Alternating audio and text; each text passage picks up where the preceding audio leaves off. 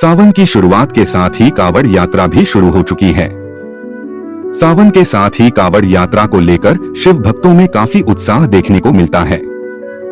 हर साल लाखों की संख्या में कावड़िया हरिद्वार आते हैं और गंगाजल लेकर जाकर अपने अपने क्षेत्र के शिवालयों में जाकर शिवलिंग का जलाभिषेक करते हैं। शास्त्रों में कावड़ यात्रा को लेकर कई महत्वपूर्ण जानकारी दी गई है और यात्रा के दौरान कई तरह के नियमों का पालन करना आवश्यक बताया गया है। कावड़ यात्रा के नियमों को लेकर किसी भी तरह की ढील नहीं दी गई है और अगर इनको तोड़ा जाता है कि भगवान शिव नाराज भी हो सकते हैं। आइए जानते हैं कावड़ यात्रा के महत्व और नियम के बारे में और कावड़ कितने प्रकार की होती है। कावड़ यात्रा का महत्व पुराणों में बताया गया है कि कावड़ यात्रा देवादि देव महादेव को प्रसन्न करने का सबसे सरल और सहज तरीका है। भगवान शिव के भक्त बांस की लकड़ी पर दोनों ओर टिकी हुई टोकरियों के साथ गंगा के तट पर पहुंचते हैं और टोकरियों में गंगाजल भरकर लौट जाते हैं। कांवड़ को अपने कंधों पर रखकर लगातार यात्रा करते हैं और अपने क्षेत्र के शिवालयों में जाकर जलाभिषेक करते हैं। मान्यता है कि ऐसा करने से व्यक्ति को मोक्ष की प्राप्ति होती है और जीवन में कभी कोई कष्ट नहीं होता है। साथ ही घर में धन धान्य की कभी कोई कमी नहीं होती है और अश्वमेध यज्ञ के समान फल मिलता है। कांवड़ यात्रा के प्रमुख नियम। कांवड़ यात्रा के दौरान किसी भी तरह का नशा, मांस, मदिरा या तामसिक भोजन नहीं करना चाहिए। कांवड़ यात्रा पूरी तरह पैदल की जाती है। यात्रा प्रारंभ होने से लेकर पूर्ण होने तक सफर पैदल ही किया जाता है।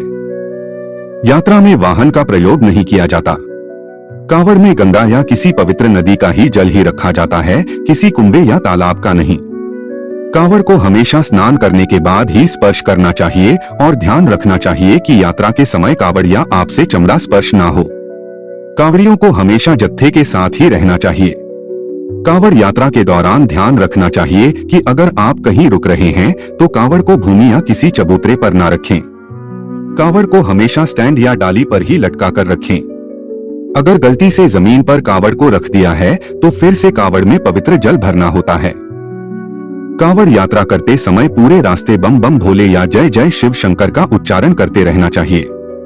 साथ ही यह भी ध्यान रखना चाहिए कि कांवड़ को किसी के ऊपर से लेकर न जाएं। लंबी दूरी की यात्रा न करें।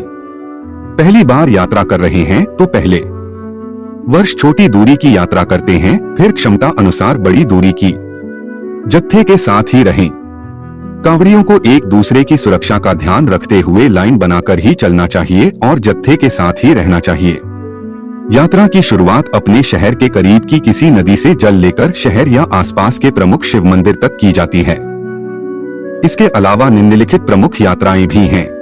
नर्मदा से महाकाल तक, गंगा जी से नीलकंठ महादेव तक, गंगा से बैजनाथ धाम बिहार तक, गोदावरी से त्र्यंबकेश्वर तक, गंगा जी से केदारेश्वर तक। इन स्थानों के अतिरिक्त असंख्य यात्राएं स्थानीय स्तर से प्राचीन समय से की जाती रही हैं। सेहत का रखें ध्यान। यात्रा के दौरान सेहत का ध्यान रखना जरूरी होता है, अतः अपनी क्षमता अनुसार ही यात्रा में शामिल हों और खानपान पर विशेष ध्यान रखें। पीने के लिए शुद्ध जल का ही उपयोग करें। उचित जगह रुककर आराम भी करें। तो दोस्तों, ये थे कांवड़ यात्रा के कुछ नियम। अगर आप कांवड़ यात्रा पर जाने की तैयारी कर रहे हैं या फिर आप यात्रा कर रहे हैं तो हम भगवान भोलेनाथ से आपकी यात्रा सफल होने की कामना करते हैं और आपको शुभकामनाएं देते हैं। बम बम भोले, बम बम भोले, हर हर महादेव। दोस्त, तो आपको हमारी ये वीडियो कैसी लगी? वीडियो अच्छी लगी हो तो कमेंट में हर हर महादेव जरूर लिखना और हमारे channel DK in production house को सब्सक्राइब करना ना भूलना। वीडियो को पूरा देखने के लिए आपका तहे दिल से धन्यवाद। हर हर महादेव।